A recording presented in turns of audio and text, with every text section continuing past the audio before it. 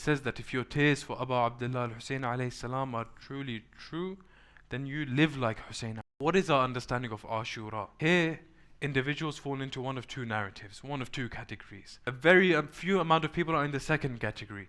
And the second category is, the second narrative is what we need to reach. The first narrative views Ashura as a tragedy only. It is the greatest tragedy, but they view it as a tragedy only. They don't realize that just as rain falls and softens the earth, these tears were meant to fall and soften our heart and prepare our heart and cleanse our heart of all of these idols of fear and remaining in our comfort zones and public opinion and ego and what other people think. It was meant to cleanse our heart of all of these idols so that it can prepare our heart for those Husseini principles to be established and take root from within. But they forget that there's a second narrative as well. This narrative doesn't reject the first narrative. It embraces it and it takes it forward. It uses it and it takes it forward. It says that if your tears for Abu Abdullah al-Husayn alayhi salam are truly true, then you live like Husayn. If you curse the Yazid of 1400 years ago, then you identify and oppose the Yazid of today as well, so that you can help the Imam of your time. But when we remain in the first narrative, we don't even realize that there's a second narrative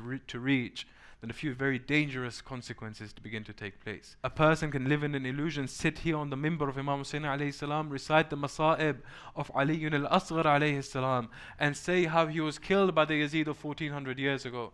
But this same person will smile and take photos and act peacefully with individuals who justify the killing of 17,000 children in Gaza, for example. We curse Ibn Ziyad.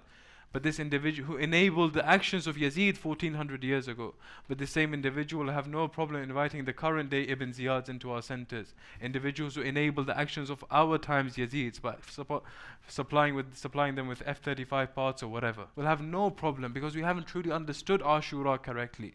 And because we haven't understood Ashura correctly, and because those Husseini principles haven't yet been established within our hearts, then we don't see the world with the eyes that we need to see the world with. And we don't understand and we don't find it within our hearts the need and the urgency to prepare for the reappearance of the Imam of our time.